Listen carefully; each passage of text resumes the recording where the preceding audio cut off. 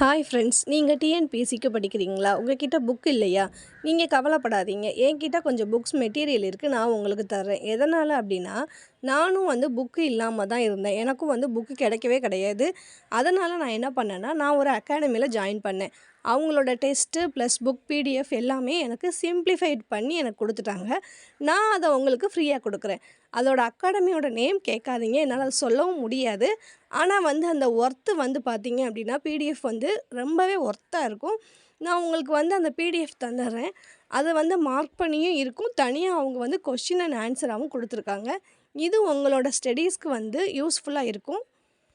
என்னோடய டெலிகிராம் சேனலில் நான் இந்த பிடிஎஃப் அப்லோட் பண்ணியிருக்கேன். உங்களுக்கு வேணும்னா டவுன்லோட் பண்ணிக்கோங்க. அண்ட் லிங்க் டிஸ்கிரிப்ஷனில் கொடுக்குறேன். ஜாயின் பண்ணிக்கோங்க ஃப்ரெண்ட்ஸ்.